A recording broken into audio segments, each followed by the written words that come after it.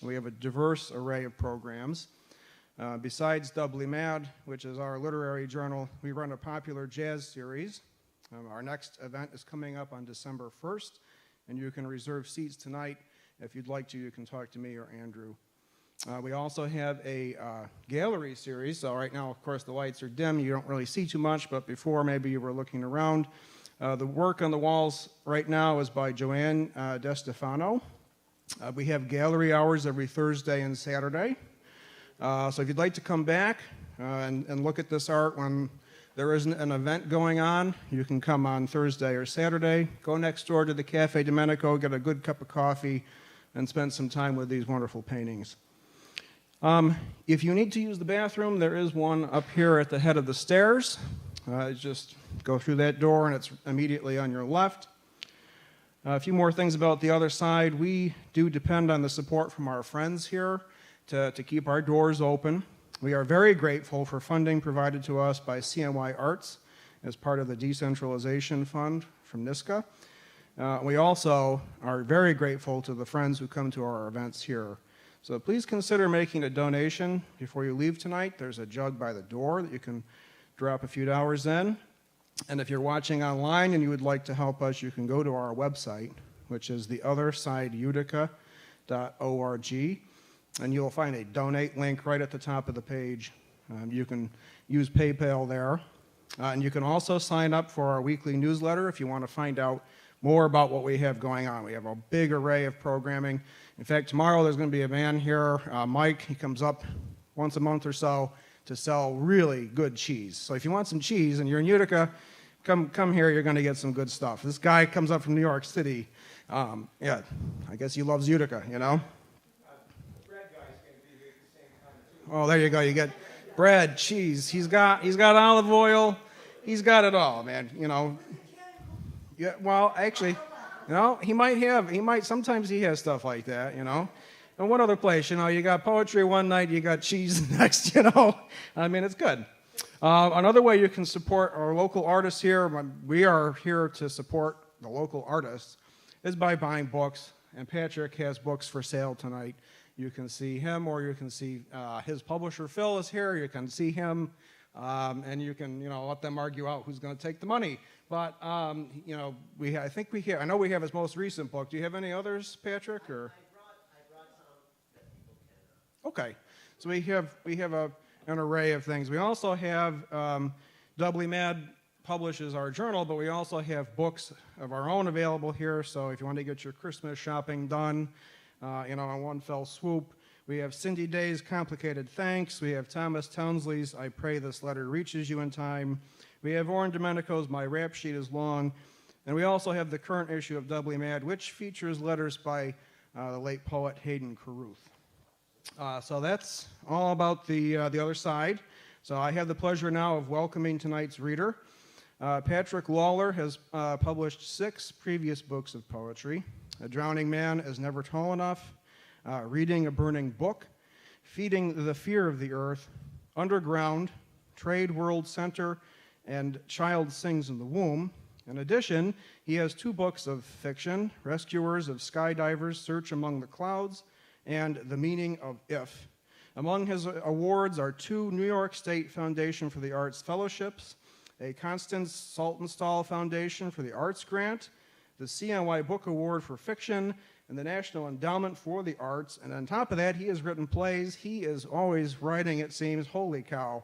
His most recent book, which is out from Tiger Bark Press, is Breathe a World. It is the final book in Lawler's Elemental series, Quintessence, written over the last 35 years, and includes 2 books which speak evocatively to each other, The Exhalation Therapist and Breathe a World, word. There's a parentheses around the L. And if you are not in the room tonight and you want to get a copy of that, I recommend going to Tiger Bark Press's website, and you'll be able to purchase it there. Please help me welcome Patrick Lawler to the other side.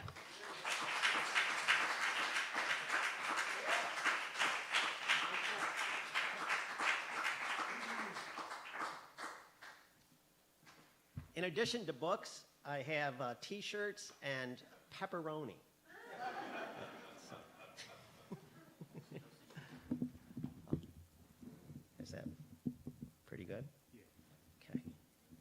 All right.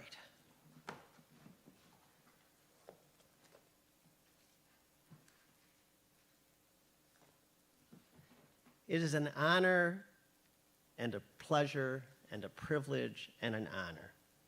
I hope I have enough time to say all I have to say. I accept this warmth in the name of all the Patrick Lawlers who couldn't be here.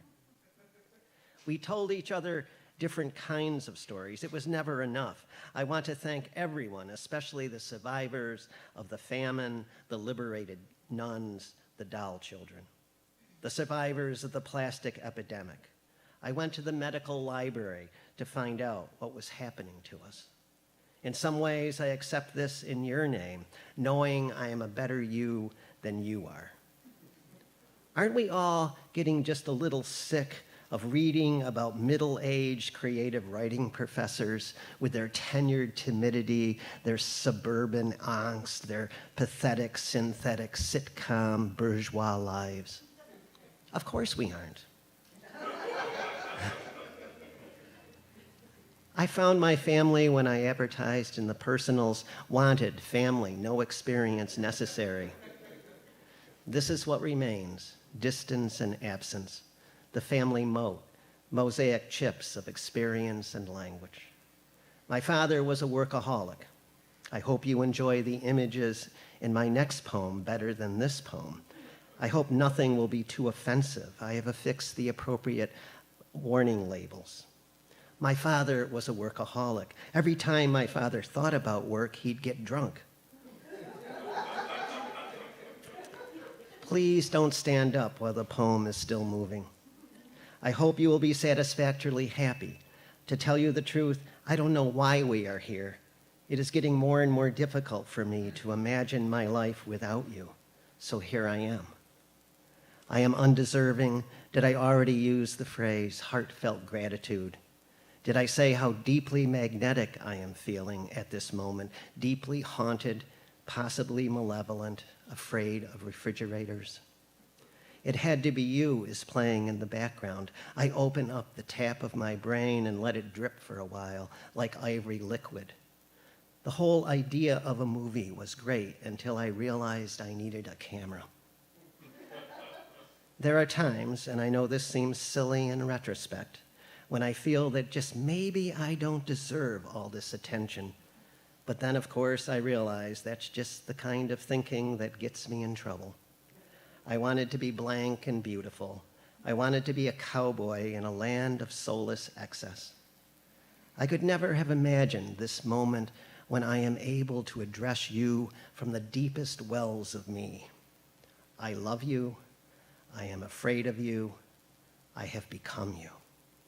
Maybe afterwards, after this is over, we could get together. I'm not suggesting, though of course that could naturally happen, especially now that you uncomfortably are becoming me. Did I say it has been an honor and a pleasure and a privilege? I want to thank so many, the father with the circuit diagrams for the fire he started in our house, the mother facsimile. I worry about everyone that I left out. Teachers, friends, lovers, colleagues. It is such an honor. If I could, I would open myself up more deeply to you, but I have run totally out of time.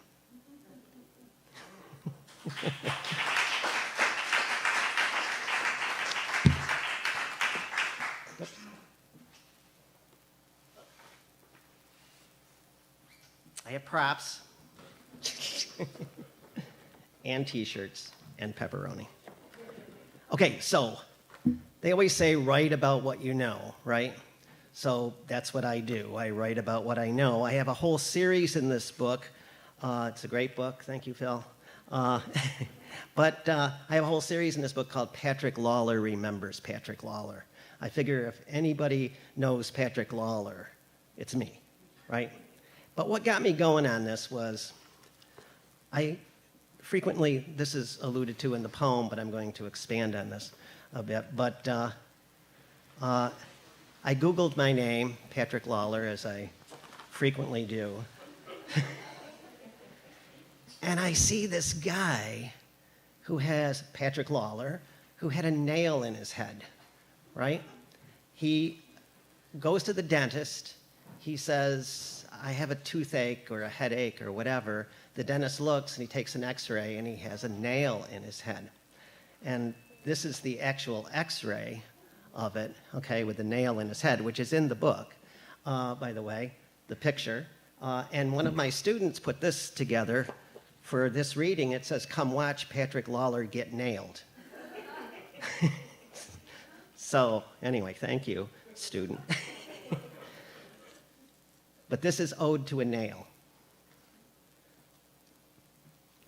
I Googled Patrick Lawler, which at one time in my life would have made me embarrassed. But because we've come this far, a little honesty can't hurt. Here is the secret. There are too many me's. There is the NASCAR Patrick Lawler, the drummer for the Cranberries, the cancer research Patrick Lawler, the circuit judge Patrick Lawler. One is involved with necrology, keeping a list of all the dead Patrick Lawlers. Hey, I'm putting my life at the end of the line, says Patrick Lawler, the apprenticed alchemist. One Patrick Lawler has swallowed all the others, a Colorado construction worker who goes to the dentist with a toothache that turns out to have been caused by a 4-inch nail lodged in his skull. The nail goes 1.5 inches into his brain. Neurosurgeons push Lawler's brain aside and pull the nail out. Here's the fact. I'm growing tired of being Patrick Lawler. I visit the site mypornname.com. If you type in the real name, the computer assigns the porn name. I expect something hard as nails. When the name is presented, I am only mildly surprised. It is Patrick Lawler. As always, I wear nothing but my quotation marks. This poem was supposed to be titled The Secret Life of Patrick Lawler. But here is the secret. Every time he writes about sex, he is really writing about death. And every time he writes about death, he's really writing about sex. I keep forgetting my crutches, he says, when he wants to burst out of his skin. Once the doctor said, you know, you've got to like yourself more. Patrick Lawler thought he said, lick. Here is the secret. Every time he appears to be funny, he is really deadly serious. And every time he appears to be serious, he is really deadly funny. I keep forgetting my wings, said the man with the nail gun, his tongue tired. He looks the dentist straight in the teeth. How can anyone save me from you? He nailed the Patrick Lawlers together. Perhaps a footnote would be useful. Why the nail? Phallic connector, attacher, wound maker, focused inspiration driven into the skull, first visitor to the coffin, wound filler, to catch, to seize, to identify, to nail it. The poster reads, come see Patrick Lawler get nailed, and who can resist? Hey, I'm putting my life on the line. Here is the secret. Patrick Lawler hits the head on the nail. The nail is unit, toughened keratin, something fastened, fastening the contraption of the self to the apparatus of the other. Patrick Lawler is the symptom. Think of the Christ nail. Think of the resurrected door nail. The drummer for the band bangs the music back into the heart of the drum. I pull my thoughts out of the nail. Here is the secret.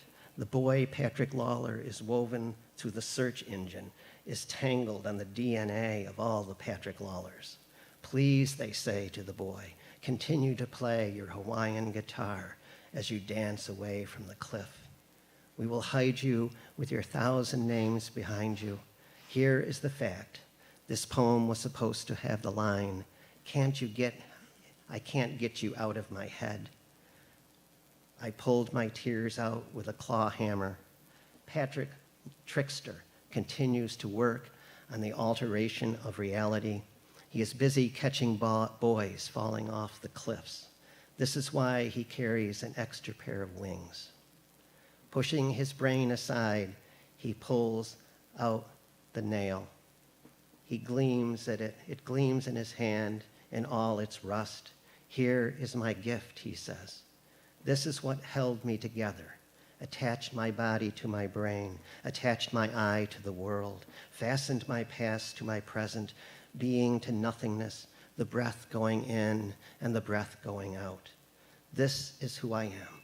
This is my death. This is my life. This is my music attached to my falling.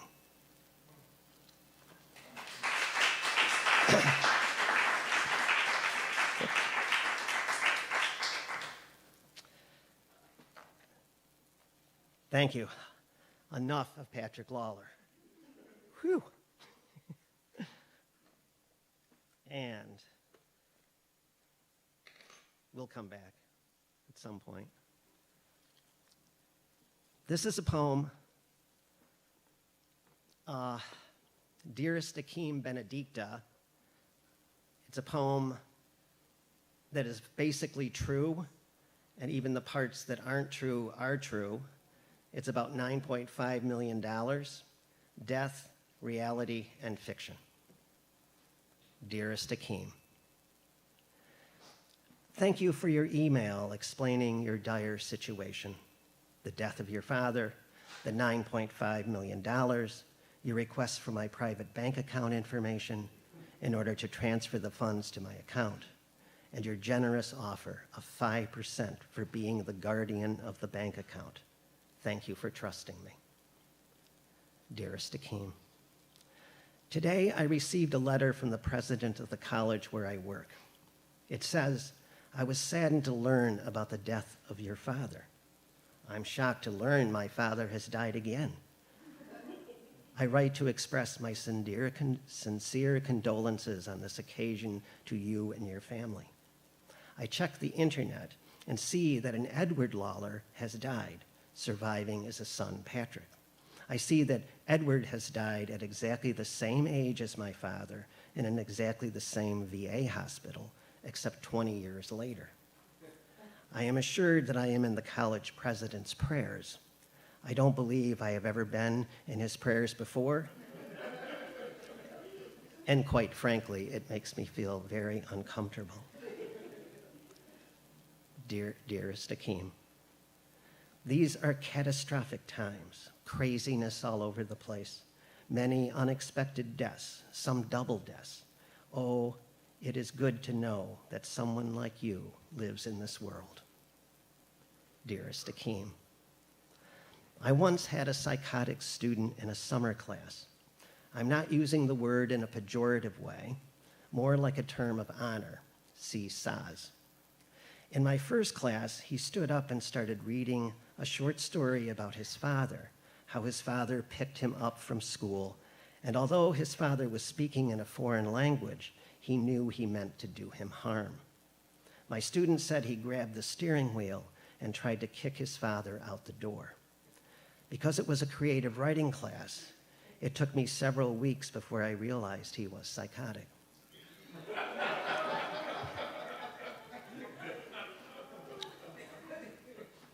I think if he were taking a class in theoretical physics or in philosophy, no one ever would have suspected. Dearest Akim, exactly what is 5% of $9.5 million? I am thinking of my future purchases.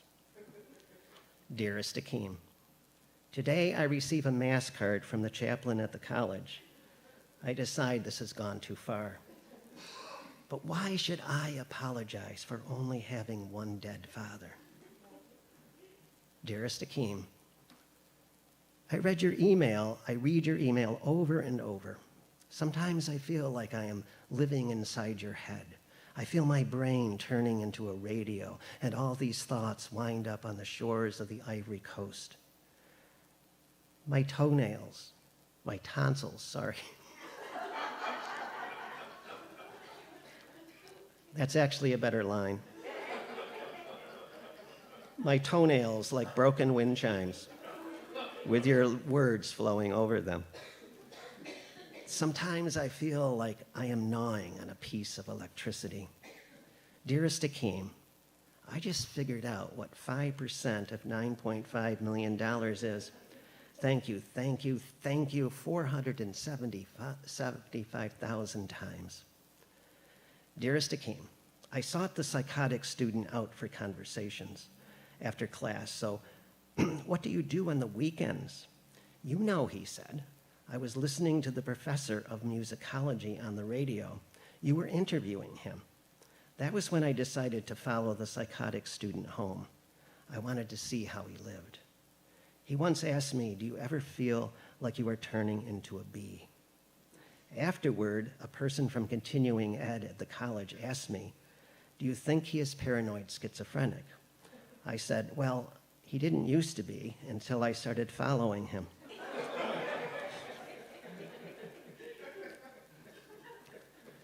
Dearest Akeem, I want to say to the officials at the college, where were you when my real father died? But that seems petulant and a bit absurd since I wasn't even working at the college 20 years ago. We all can use as many condolences as possible, even if those aren't our times of need. I don't know how to tell them the truth about how their kindnesses, even though not entirely deserved, are not going unnoticed.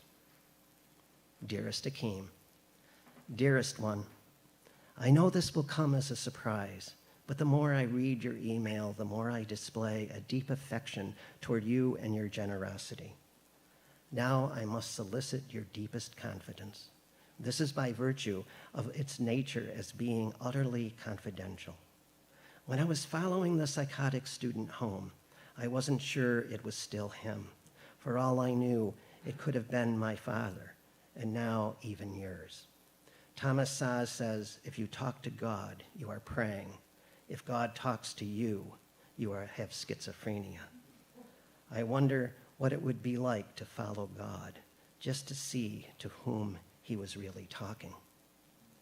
Dearest Akeem, on my way to my appointment with my psychologist, I once thought of suicide.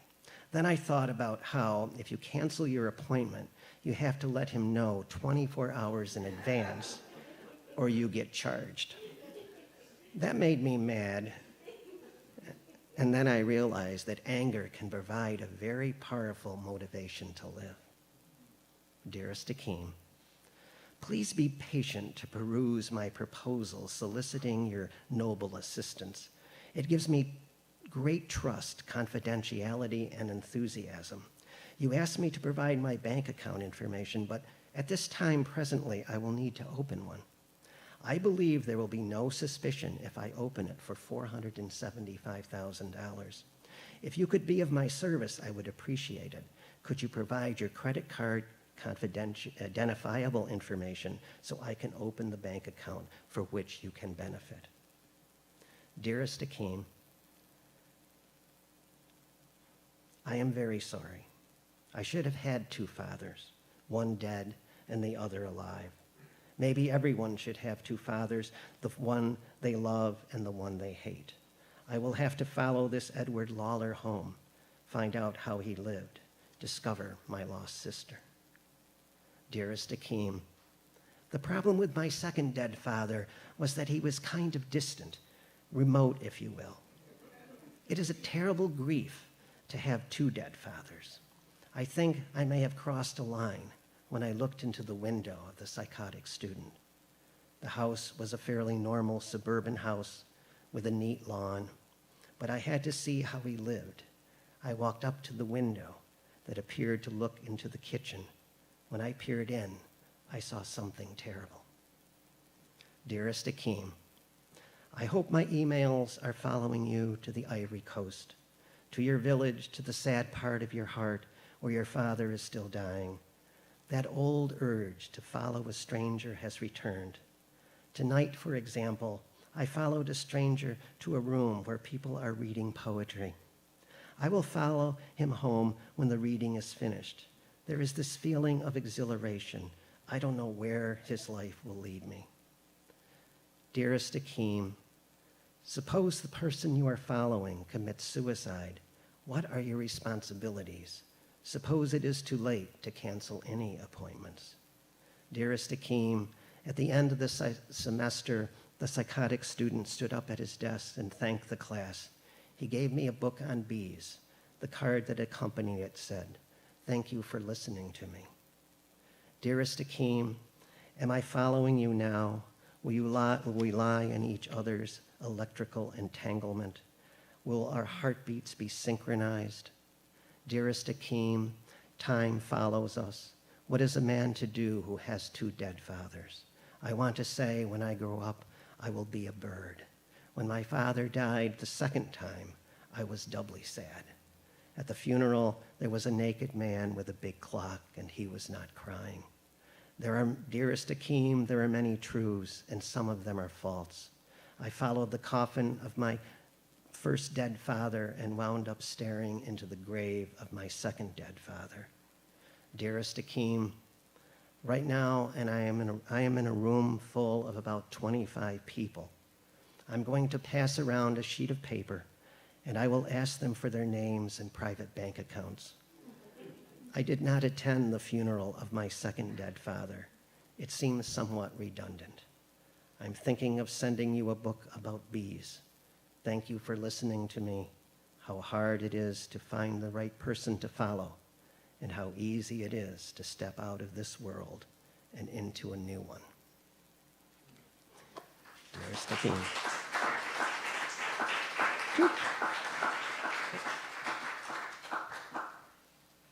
As I said, almost all of it's true.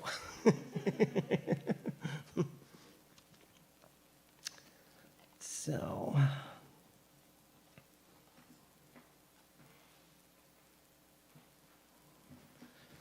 okay, dun.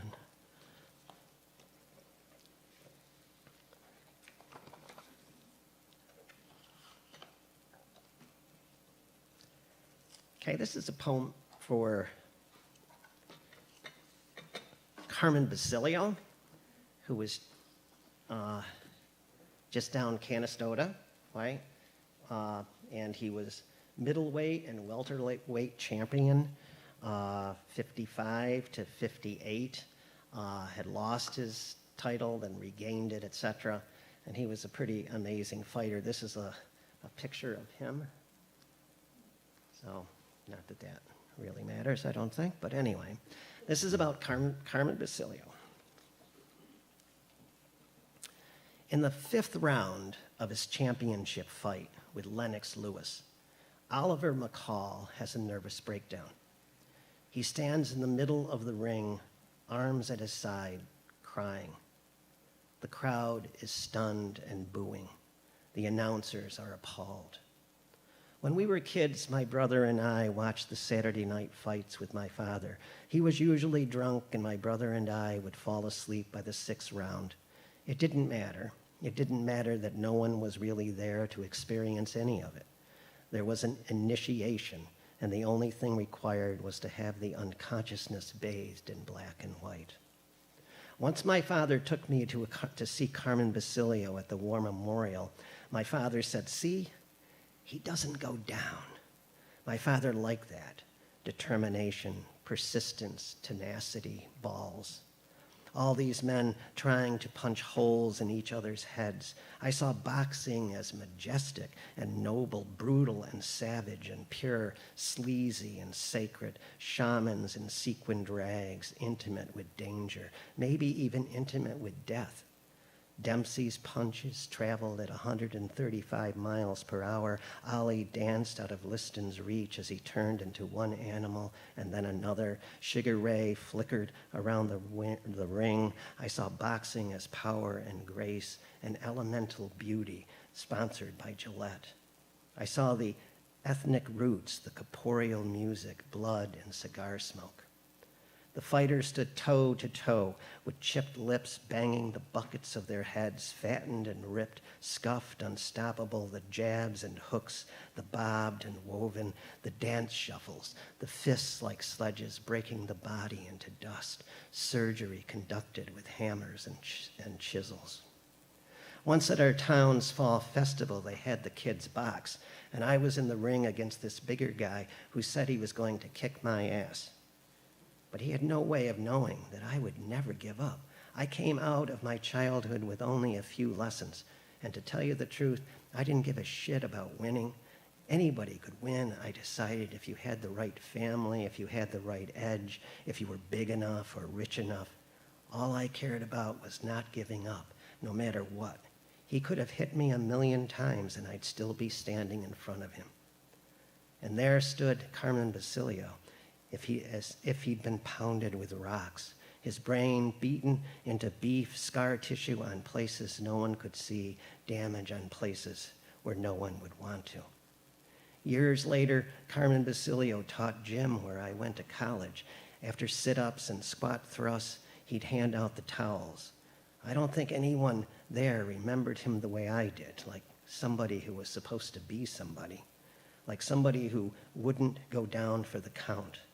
His brain a little stripped, his mouth unable to get around all of his words.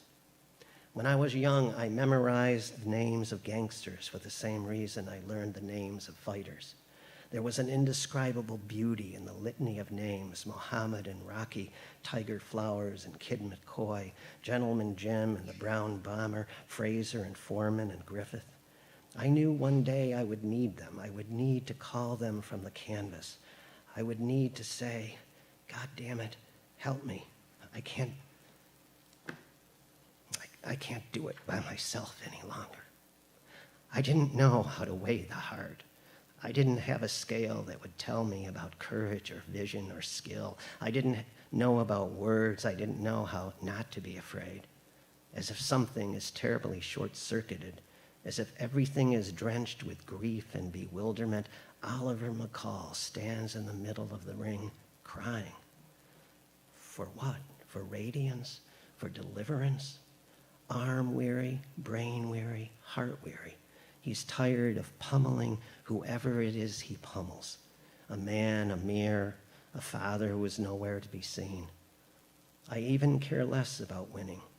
But now I know there's a different courage, the kind it takes to say, even when no one else is around, you can stop hitting me now.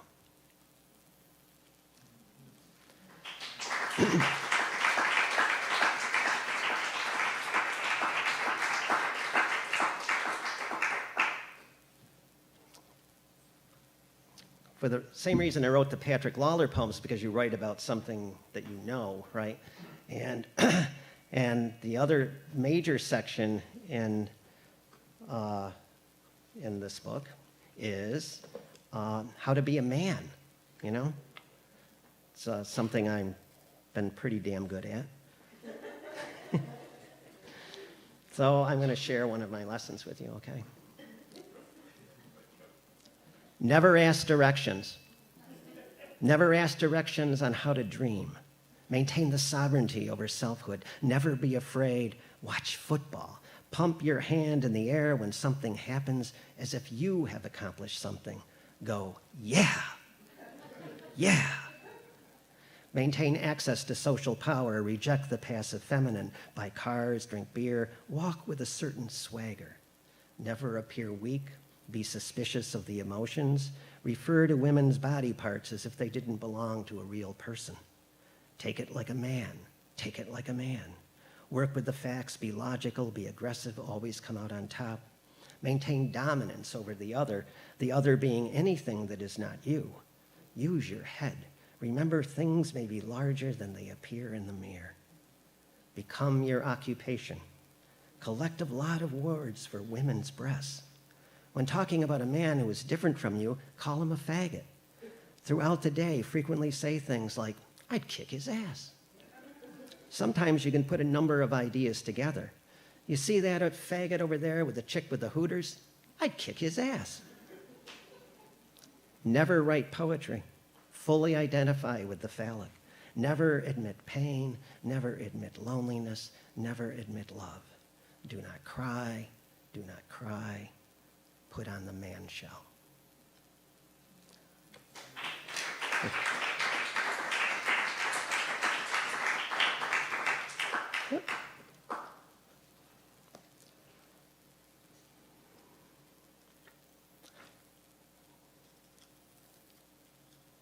Okay.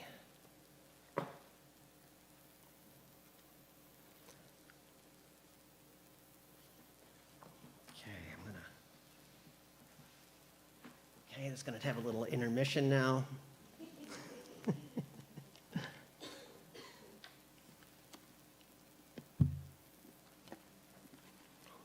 How are we doing with time? I think we're taking it great. Okay.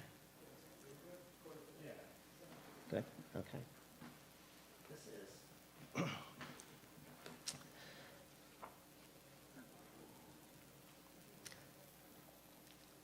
This is a poem called Bose-Einstein Condensate.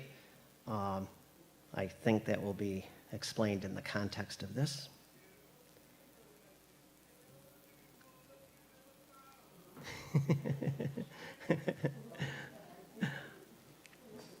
I hired these guys.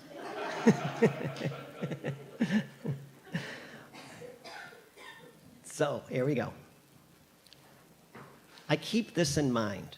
Our bodies are made up of trillions of cells that are in a constant state of renewal. Our taste buds only last a few hours and then are replaced. About 1% of our cells are replaced each day. And every 3 months, we get a new body.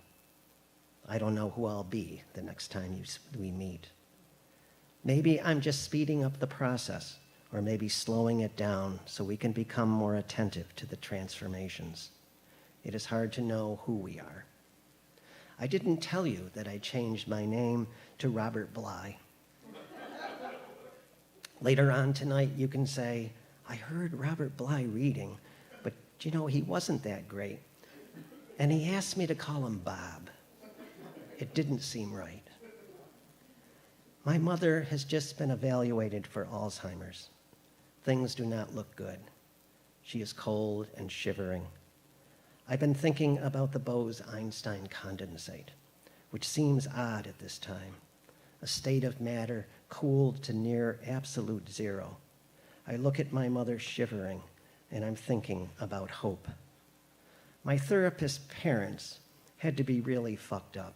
I mean, why would anyone who had a healthy level of self-esteem, anyone who wasn't riddled with neuroses and doubt and repression and fear, possibly sit there for 50 minutes focusing on me?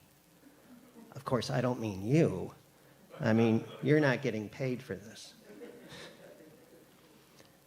There is a woman who is attending this reading right now with whom I intend to make love. She doesn't know it yet. Sex will shake us to our erotic roots. I don't want to scare her, but here's a question. Does a person with multiple personality disorder have a therapist for each personality? In group therapy, I look around and I am alone.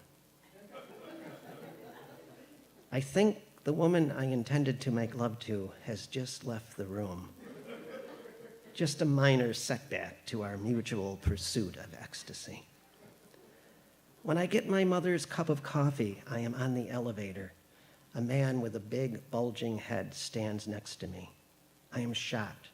His head is the size of 2.5 heads, the size of a beer belly, the size of a baby platypus.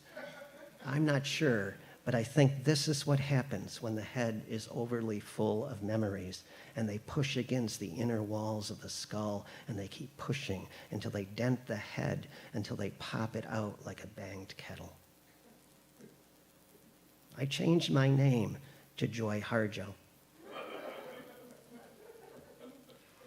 The woman I wanted to make love to must have been confused. I am sure that she is having second thoughts about her departure. Can you imagine our lovemaking? Oh, beautiful, the place where we first woke up. Oh, powerful wings that carry our burdens. We are tuning forks, picking up the vibrational frequency of the other. Our navels spark. I once knew a woman who said she was interested in a threesome, but she wasn't very good at math.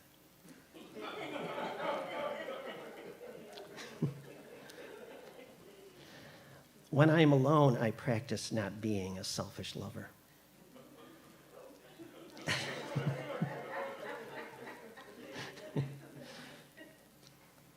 Light moves at 186,000 miles per second, except when moving through a Bose-Einstein condensate. Then it is like crawling through a speed trap in a remote speck of a town. I didn't tell you I changed my name to Adrian Rich. Later on, you will say that you heard Adrian Rich read, but she really didn't seem to be herself. I wear a name tag, the false self. My inner child was adopted by a dysfunctional family. I am an experiment I can't wait to tell you about. My yearnings mask my desires mask my cravings. I am part cracked mass, part rearing horse, part whittled flute. I don't know who I'll be later this evening. Hi, I'm a PC. Hi, I'm a Mac. Just ignore me and ignore the W.S. Merwin name tag. The woman who left this reading must be thinking how we could have started a fire at the molecular level, how we could have made love until our insides were crystal. I bring my mom the cup of coffee to warm her while we are waiting to see if she will remember me later. I recognize the problem. I have too much memory. Like the man with the big head in the elevator, I have scrubbed the bottom of my brain. Here, Mom, take some of mine.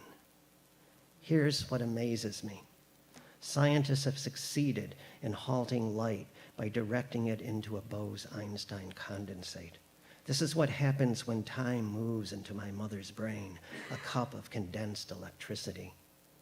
I don't give a shit about being a poet, but I do care deeply about poetry for its ability to freeze time.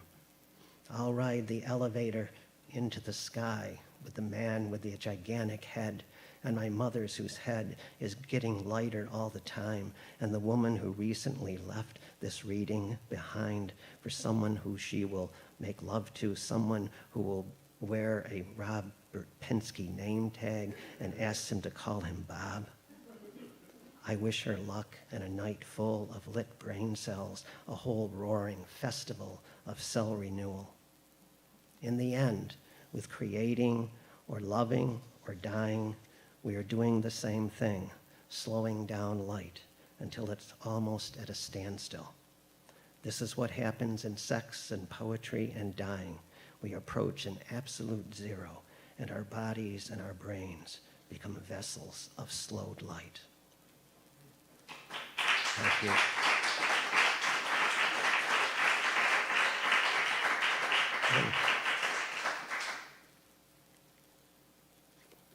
Thank you.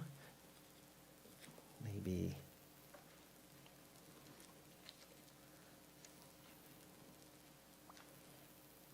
Okay, let me see. I'm not sure which one I want to read here. I'm going to read one final poem, I think.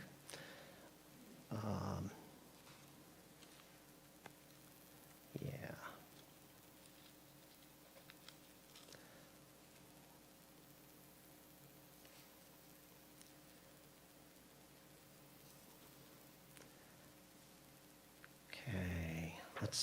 Okay, Losing My Voice.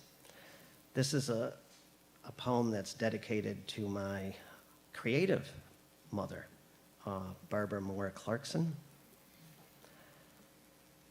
For a couple of cartoonists, I try out for a voice character. I'm supposed to be Captain Twinkle, and every few days I go in and try my voice on them. Captain's logger date, correction requester, captain's log date.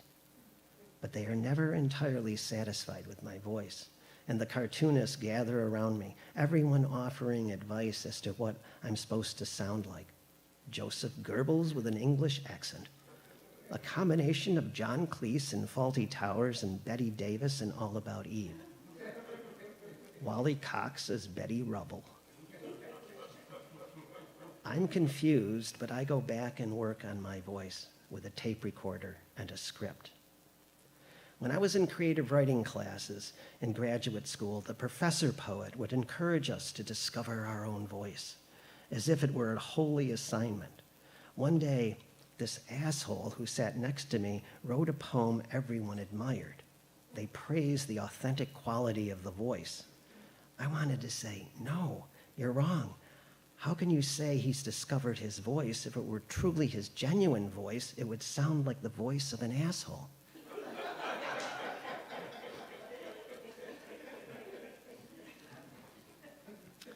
When I was young, I ordered a book on how to be a ventriloquist. I kept trying to throw my voice into different places. I kept trying to speak without moving my lips.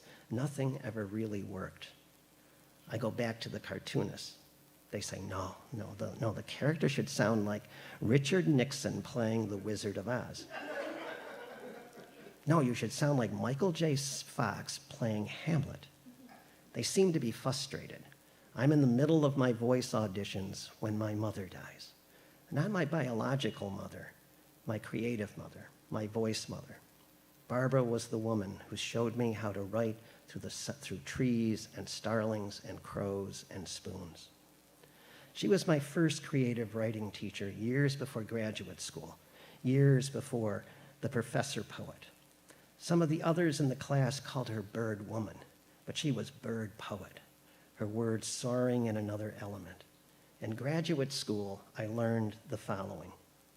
1, if you were an asshole, you could still write poetry. 2, if you were a white male asshole, you could write outstanding poetry. 3, if you were an older asshole, you could teach poetry. I also learned that discovering your own voice was essential, providing it sounded like everyone else's voice.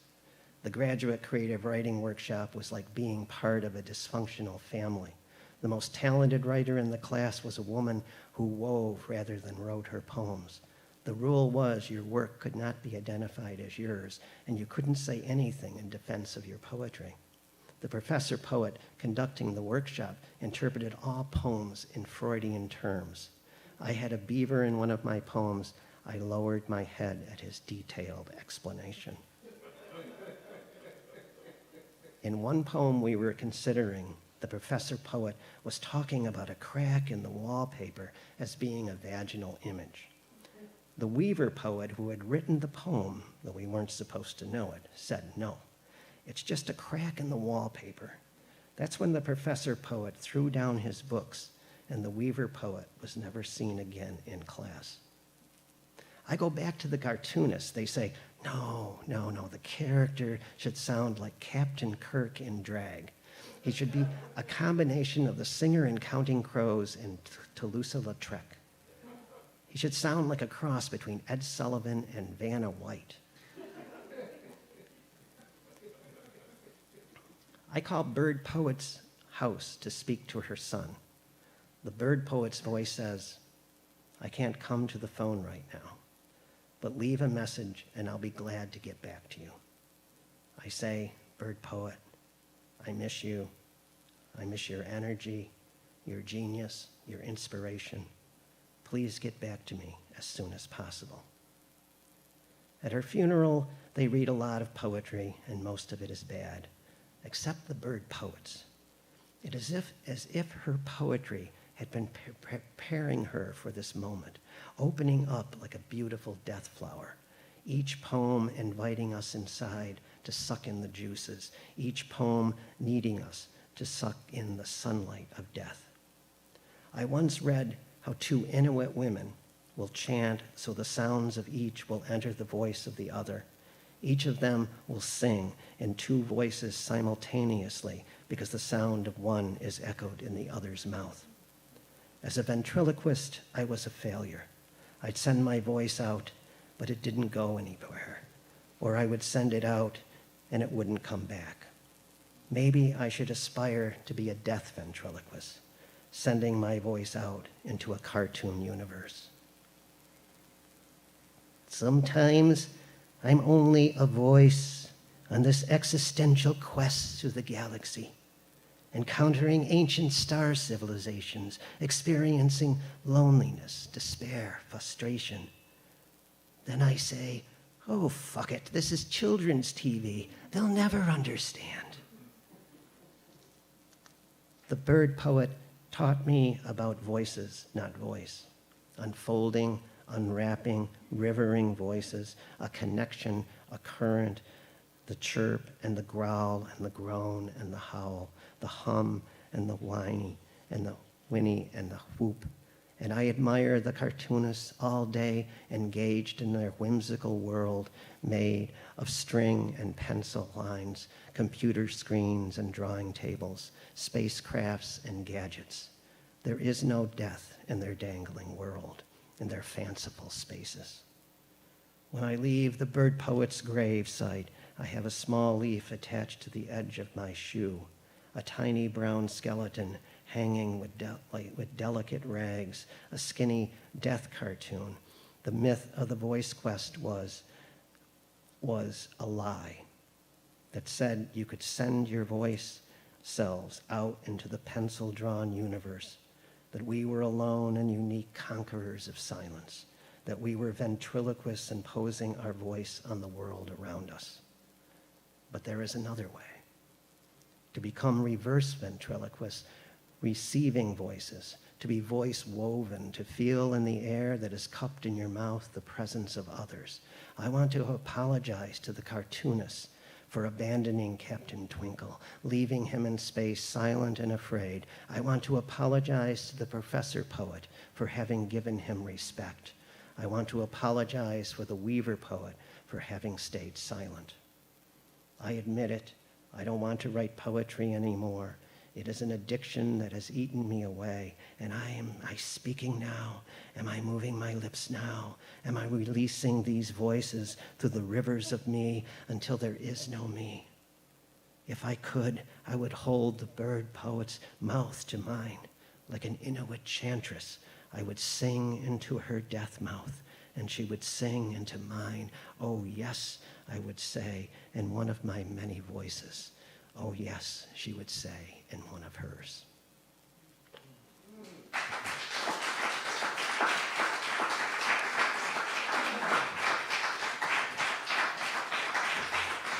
Thank you, everybody, for being here. My family that traveled from Syracuse, and our hosts, Tom and Phil, etc. So thank you, everybody. Thank you. Sure, we can do it. Yeah. I think for that, I'll probably turn the lights on just so we all can see each other. With the shoes on. Got to get those clogs out.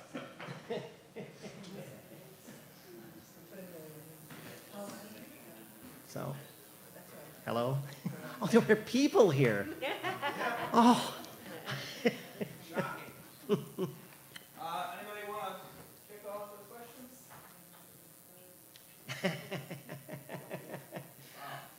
Did you really win the fight? Pardon me? Did you really win the fight when you were in Jordan Fall Festival or not? I didn't lose the fight. Okay. That was the point. Because, I just know. The Jordan Fall Festival, I was maybe one of the champions there. Never have.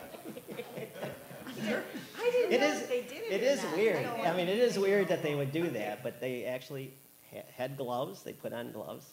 And the other kid, he was like a foot higher than me, and he goes, I don't know,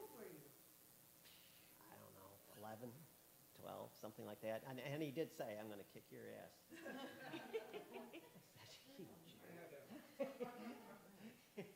had a similar experience with that boxing thing. My father, I watched every Wednesday night, and the fights Gillette, and he took me when Rocky Marciano came to town. He took me up to meet the Rock, and he's, hey Rock, shake hands with the boy, and I had to shake Rocky's hand. Yeah. Fun. He wasn't a big guy, right? No. Neither was, because they were Big me. But Basilio was real. Basilio was a welterweight. Yep. Sugar Ray. Oh yeah. People are going wild over this. Yeah. I spent a lot of time in the ring. Great reading, though. Thank you so much. Thank you. Any other questions? Yeah, and what's your writing process like? Like, just generally, how do you develop things over time, I guess? Yeah, that's kind of it. I mean, I work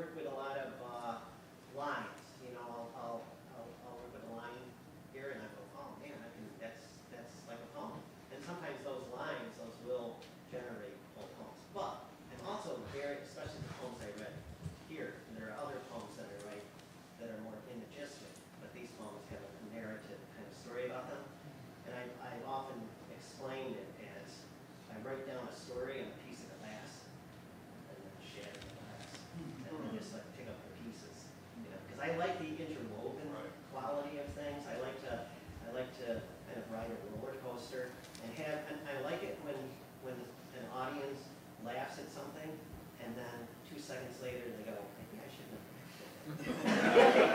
laughed. Just like you did now.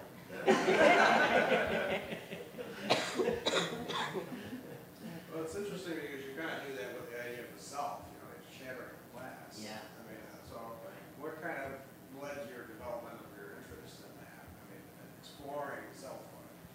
Yeah. Well, I think that's kind of essential to being a poet in some ways, right? Through voice, etc. But yeah, that's a kind of a central theme in my work. And I've been very interested in theology, philosophy, psychology, all of those sort of areas that I think add a little depth to my work. And the sciences too. I worked for 30 years as the writing director at ESF, and so ecology is a very important element of my work. Not maybe as much in these poems, but it is. But it's always in my work, and that is because of the interconnectedness of everything. Right.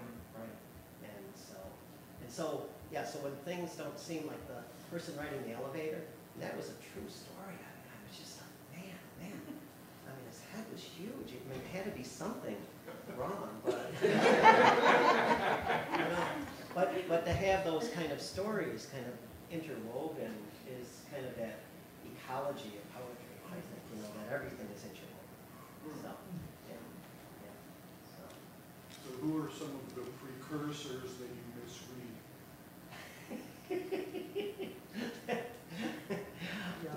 That I misread. Well, Blooming and the poets who influence us, what we misread. Yeah, exactly. How we get to what we're doing. Yeah, there's so many. I've asked students or whatever, well, who's your favorite poet or whatever? Of course, they say nobody. so I've stopped asking that question. But I always realize that's such a difficult question to answer, right? Especially for somebody who has read as much as I have. And I can throw out names, but gosh, they go from like somebody classical like a John Keats, let's say, who to real contemporary work, things that I see on the internet, journals, etc. Some of my favorite poets are Ivan Rich, is an incredibly strong influence on my work. Joy Harjo, who I mentioned there too. Joy Harjo, I love her work, and I have embarrassed myself in front of her number. I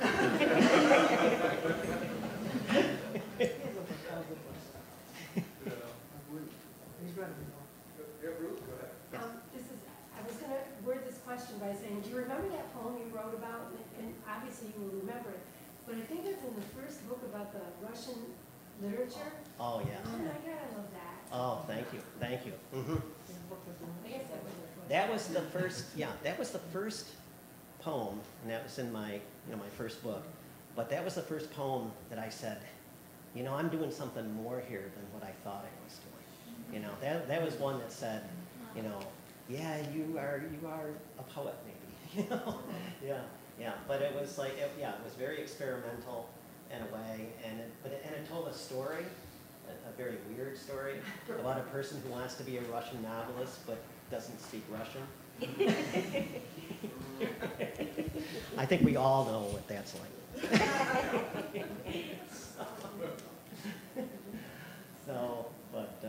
Yeah.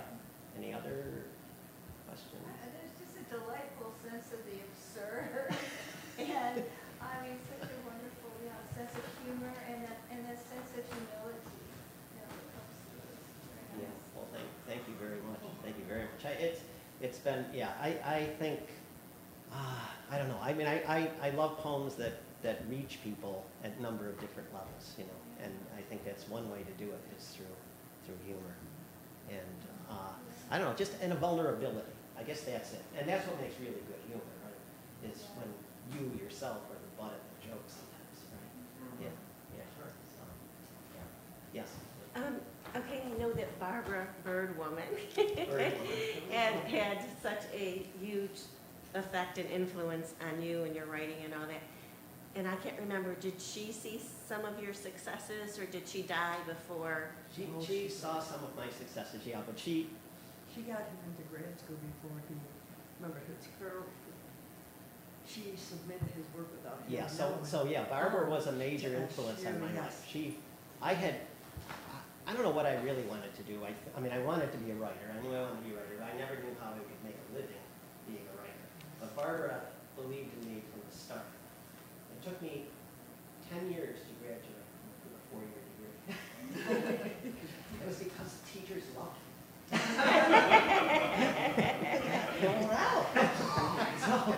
So anyway, Barbara calls me and says, hey, you've been accepted into the Syracuse University writing program.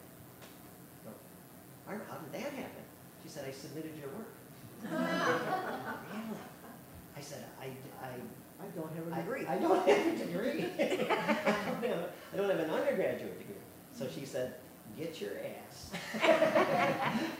to Lemoyne and finish that degree. And actually that last year that I had was one of the best in my life academically. I mean, I did all kinds of, it was amazing stuff. So It was fun. yeah. It So wasn't it was, for her path. yeah, but she was an inspiration in so many ways and a really wonderful, wonderful poet too. So yeah, but I owe her a lot. So yes. What makes poetry memorable? I feel like poetry sometimes is easy to forget and sometimes it's memorable. Yeah.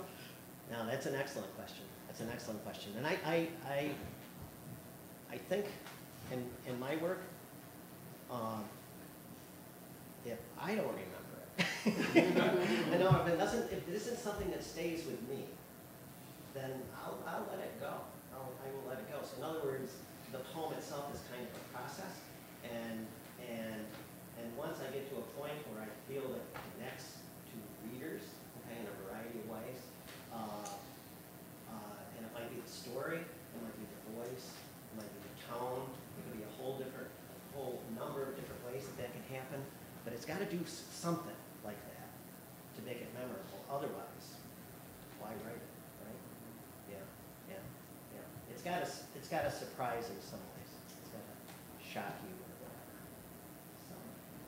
So I do want to mention, okay, so I got the T-shirts over here.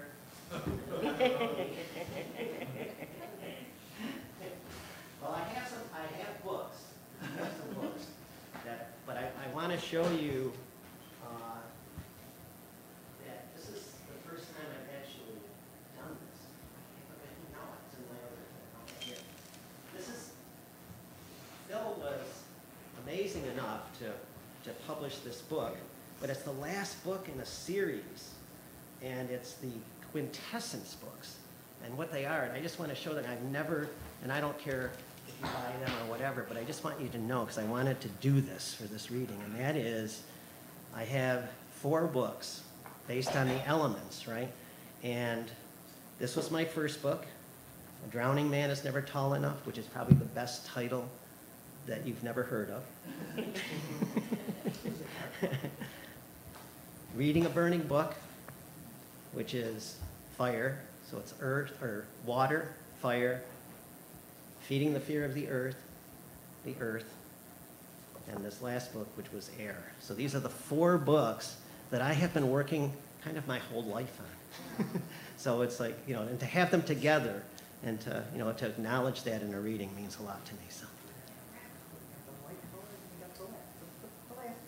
Oh yeah, the last book. Yeah, the last book is, you definitely get your money's worth with this book.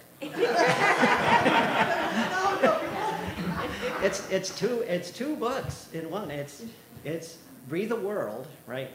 And this is one side, the Exhalation Therapist, and the other side, you flip it over, and this is Breathe the World. So, and the book is upside down, and Phil did some amazing stuff with this. It has pictures in it. It has one poem that's a chart. It has another poem that's a timeline poem. And there are only 3 left in the back, so if you want one, we were talking about boxing earlier, who's going to draw blood? So thank you very much. This is a wonderful experience.